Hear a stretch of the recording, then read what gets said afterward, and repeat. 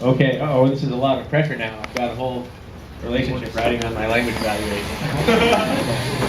So I need to begin my presentation here with a brief explanation. If you look at your agenda, you'll see that I, Jeff, am scheduled to be the language evaluator, and my wife, Joanne, is scheduled to be the general evaluator. But you will see that she is not with us here this evening. Unfortunately, she was not feeling well. But in fact, there's a good reason why she was not feeling well, and that reason is that she is pregnant. Which means I am going to be a father.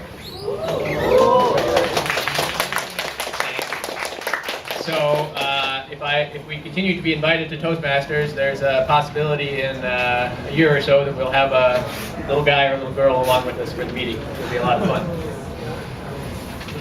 Okay, but that means with her not being here that I am doing double duty. So I will be doing the language evaluation, and then in a moment I'll be introduced again to do the general evaluation.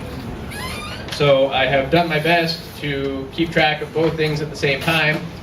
And since this is a demonstration meeting, I will just explain briefly that the purpose of the language evaluation, as the name suggests, my job is to take notes both about good usages of the English language and also suggestions for improvement. Okay, so I've done my best with that. And as always, whenever I come to these meetings, I'm always very impressed with the language usage, and tonight's meeting was no exception. So if I call attention to an error that you made, please don't feel embarrassed about it. In fact, the amount of errors made were very small considering the amount of excellent speaking that we had today. So beginning with the introductory part, I heard one speaker say the language evaluator can correct your errors on speaking, where we would say errors in speaking or just your speaking errors. If you're referring to a document that you suggest that someone read, instead of saying you can watch this or you can look at this, we would just say you can read this document to get the information.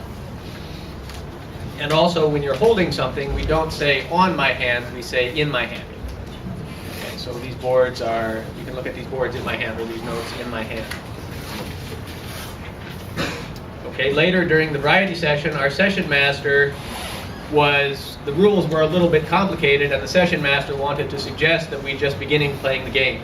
So I heard the session master say, play the game straightly and you will understand later. A native speaker might say, just start playing the game, and you will understand later how the rules work. And when you're inviting someone up to speak, instead of saying, so there's a distinction in English between the word funny and the word fun, right? Funny means humorous, something that you would laugh at, whereas fun means something enjoyable. Okay. So what the speaker probably meant to say was, it will be fun to come up on stage and share your words. And later, when one person was presenting the results of the variety session, I heard them say, I can't remind anything, when they meant to say, I can't remember anything. I can't remember what I wanted to say. Okay, we also had two very wonderful prepared speeches. First by Kevin. Where did Kevin go? Okay, yes, very good. I enjoyed your speech very much. I have a few suggestions. I heard you say there were no stress during the summer, but stress is not countable, so we would just say there was no stress, or I felt no stress during the summer. I also heard you criticize some boring old professors. I don't feel too badly because I'm still a boring young professor. But in a few years I'll be a boring middle-aged professor, and then after that I will be a boring old professor. So by that time I hope that you'll keep that criticism to yourself. And I also heard you say you can buy things at sale, where at least in American English we would say on sale. Things are available on sale. Phoebe, where did Phoebe go? Also, a very nice speech. As your evaluator said, you spoke with a lot of authenticity. I could tell that you were really sharing a meaningful experience. I have just a few suggestions about the words that I heard you speak. I heard you say you had to push them up the stage, where we would say probably onto the stage. either push them onto the stage or drag them onto the stage. Since they're out in front of you, you might reach out and grab and drag them towards the stage.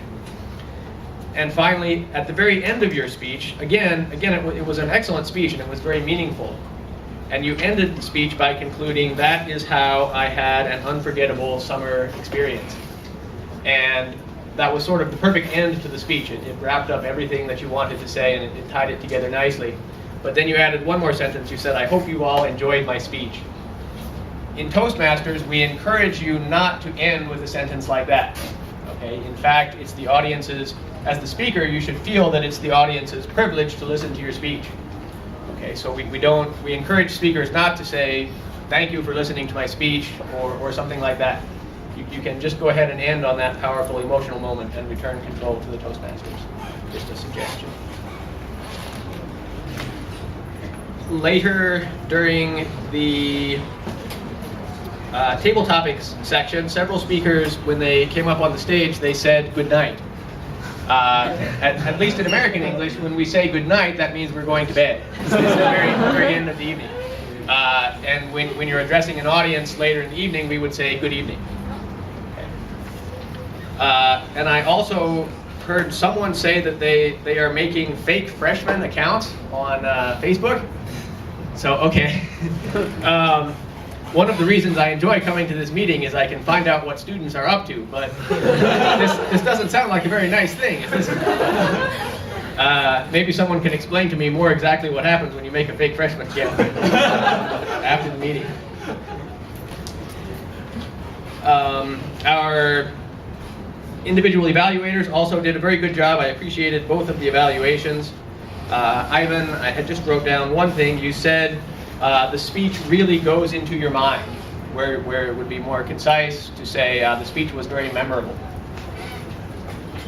And Harvey, you said that the speaker told a story that how you got along with the high school students during the summer camp. And we would instead say a story about how you got along with instead of that. We would say about. Okay, so that's all the notes that I have for the language evaluation, and for the moment at least, I will return control to our Toastmasters of the evening. Thank you very much.